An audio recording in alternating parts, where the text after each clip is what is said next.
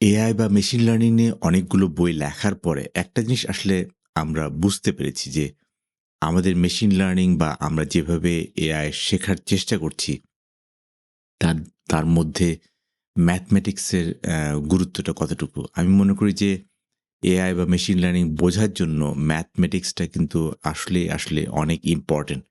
আর সে কারণে আমার দুটো বইয়ের মধ্যে আমি বেসিক কিছু ম্যাথ এনেছিলাম। তবে আমার কাছে মনে হয়েছে যে আমরা যদি আমাদের মেশিন লার্নিং মডেলগুলোকে ঠিকমতো আমরা যদি ব্যবহার করতে পারি, আমরা যদি প্রপারলি ব্যবহার করতে পারি, তাহলে আমরা আসলে এই ম্যাথমেটিক্স মডেলগুলো বা ম্যাথমেটিক্স নিয়ে আমরা আলাপ করতে পারি।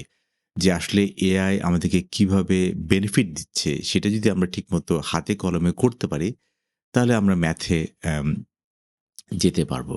আর এই ম্যাথ নিয়ে আমরা আসলে অনেকগুলোই আ কাজ করেছি। তার মধ্যে একটা জিনিস হচ্ছে গিয়ে ম্যাথটাকে ঠিকমতো বোঝা বা ম্যাথটা আসলে কোন লেভেলে গিয়েছে বা ম্যাথটাকে আসলে আমরা কিভাবে আমরা হজম করতে পারবো সেটাও আসলে এখানে একটা বড় ব্যাপার। তো আমি আসলে যে বইটাকে সবসময় সাজেস্ট করি যে ম্যাথমেটিক্স ফর মেশিন লার্নিং এই বইটা যদিও ওপেন সোর্স এ দেওয়া আছে। তবে আমি যেটাকে মনে করি যে ম্যাথমেটিক্স ফর মেশিন লার্নিং এই বইটা বিশেষ করে এই যে একটা কেমব্রিজ প্রেসের যে বইটা, আমার কাছে এই বইটা আমার কাছে খুবই পছন্দের একটা বই মনে হয়েছে একটাই কারণে যে, এই বইটাতে আসলে অনেক কিছুই কাভার করা আছে যেটা আসলে একদম বেস লাইন ধরে আমরা বুঝতে পারি। তো এই ম্যাথমেটিক্সে যে ম্যাথমেটিক্স ফর মেশিন লার্নিং এর মধ্যে বেশ কিছু জিনিস এখানে আমি আ দেখছি। তার মধ্যে হচ্ছে গিয়ে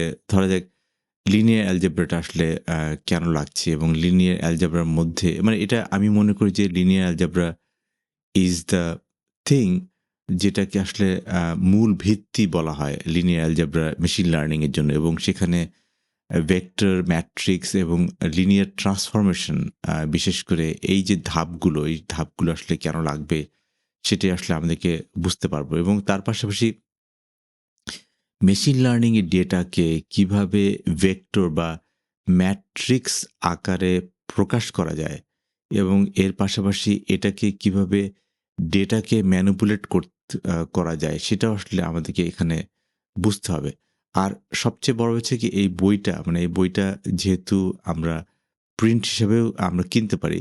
এই বইটাও কিন্তু আসলেই খুবই আমি মনে করি যে খুবই ভালো লেভেলে আ এটা আসলে আমরা দেখেছি। সবচেয়ে বড় ব্যাপার হচ্ছে যে এই ধরনের বই যখন ওপেন সোর্স এ থাকে, ম্যাথমেটিক্স ফর মেশিন লার্নিং দিয়ে আমরা যদি সার্চ দেই সেখানে কিন্তু এই যে মার্ক পিটার এইরো যে ফয়সাল এবং চেন সুং উনারা মিলে যে বইটা লিখেছেন এটা কিন্তু একদম শুরুতেই এটা চলে আসবে এবং ইটস এ গুড বুক।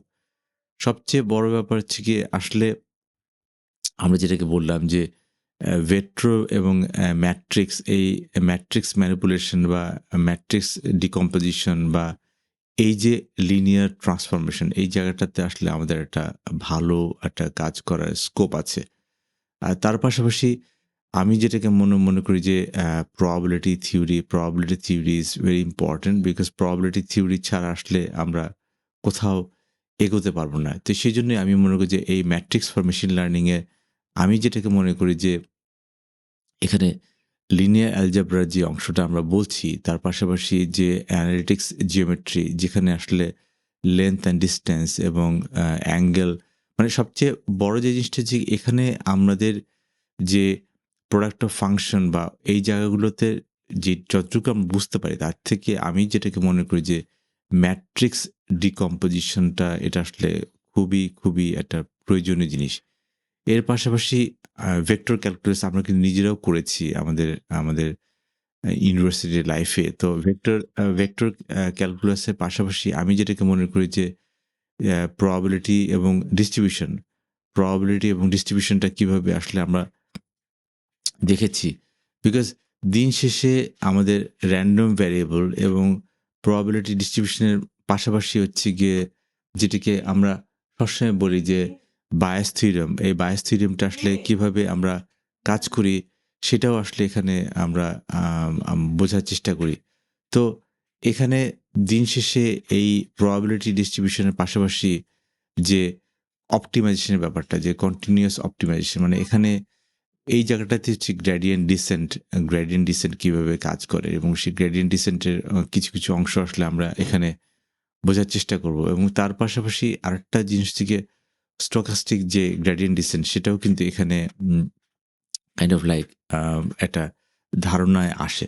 তবে আমি যেটাকে মনে করি যে এগুলো বেজ লাইন, এই বেজ লাইনগুলো নিয়ে আমরা দেখব। কিন্তু এই যেখান থেকে মজা শুরু হয় সেটা হচ্ছে গিয়ে এই সেন্ট্রাল মেশিন লার্নিং প্রবলেমস, যেখানে ওয়েন মডেল মিটস ডেটা, এবং সেই জায়গাটাতে হচ্ছে গিয়ে ডেটা, মডেল এবং লার্নিং, এর পাশাপাশি এই যে বিভিন্ন মিনিমাইজেশনটা আমাদের এখানে বোঝার চেষ্টা করি এবং তার পাশাপাশি যেই মানে প্রবাবিলিস্টিক মডেলিং ও ইনফারেন্সিং যেই জায়গাটা, সেখানেও কিন্তু এই জায়গাটাতে একটা ভালো অংশ কাজ করে। লিনিয়ার রিগ্রেশন, ডাইমেনশনালিটি রিডাকশন এবং প্রিন্সিপাল কম্পোনেন্ট অ্যানালিসিস, এই জায়গাটাতে একটা ভালো আমার মনে হয় যে এটা সুন্দরভাবে কাজ করবে। তবে আমি যেটাকে সবসময় বিশ্বাস করি যে আসলে আমরা মেশিন লার্নিং মডেল বা এই জায়গাটাতে আমরা আসলে যেভাবে চিন্তা করি যে না, মেশিন লার্নিং মডেল নিয়ে আমি অবশ্যই কাজ করব। কিন্তু এই মেশিন লার্নিং মডেলটা আসলে আমরা কোন লেভেলে আমরা এখানে দেখব? বিকজ দিন শেষে মেশিন লার্নিং কিভাবে ম্যাথমেটিক্সকে ব্যবহার করছে এবং সেই ম্যাথমেটিক্সটা কিভাবে আমাদেরকে একটা লেভেলে আনছে, সেটা যদি আমরা ঠিকমতো বুঝতে পারি বা বোঝার চেষ্টা করি, তাহলে আমাদের কিন্তু কাজটা সহজ হয়ে যাবে। আর সেজন্যই আমি আবারও বলছি যে এই যে বইটা, যে ম্যাথমেটিক্স ফর মেশিন লার্নিং, এটা কিন্তু আসলেই একটা চমৎকার বই। আমরা এটা দিয়ে শুরু করতে পারি এবং এটার জন্য বেস যে আম ম্যাথ, সেই বেস ম্যাথগুলো আমরা আসলে এখানে দেখতে পারি। তো আমার কাছে যেটা মনে হয় যে we could start from here. At the same time, এই বইটা যেহেতু ওপেন সোর্স, আমরা অনলাইনে এটা পড়া যায়। So we could just read it. আজকে এ পর্যন্তই। থাকছেন তো সামনে।